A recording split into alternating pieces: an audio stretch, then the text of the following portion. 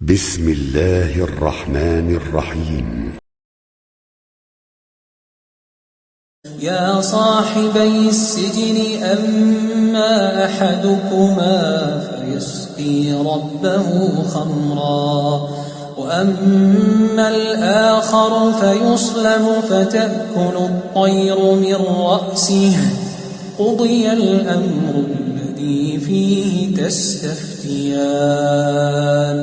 وقال للذي ظن أنه ناج منهما اذكرني عند ربك فأنساه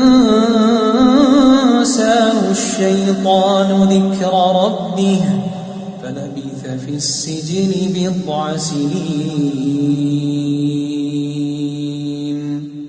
وقال الملك إني أرى 7 بقرات سمان يأكلهن 7 عجاف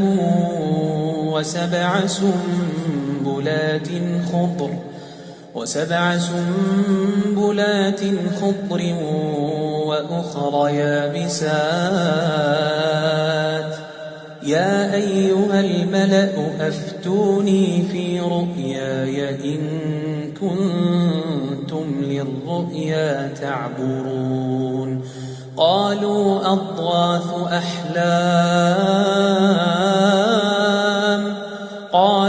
أضغاث أحلام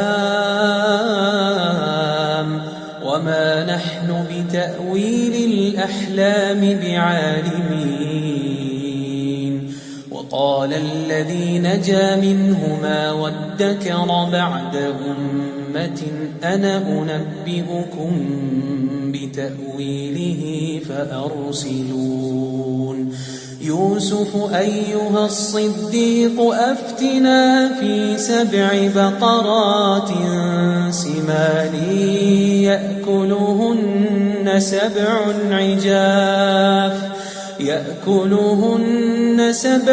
عجاف و7 سنبلات خضر وأخر يابسات لعلي أرجع إلى الناس لعلهم يعلمون. قال تزرعون 7 سنين دأبا فما حصدتم فذروه في سنبله إلا قليلا مما تأكلون. ثم يأتي من بعد ذلك 7 شداد يأكل ما قدمتم لهن إلا قليلا مما تحصنون. ثم يأتي من بعد ذلك عام فيه يغاث الناس وفيه يعصرون.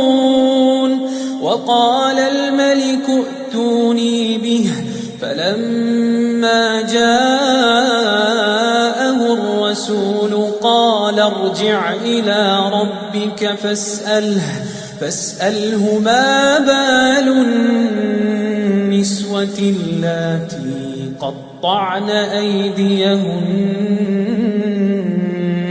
إن ربي بكيدهن عليم.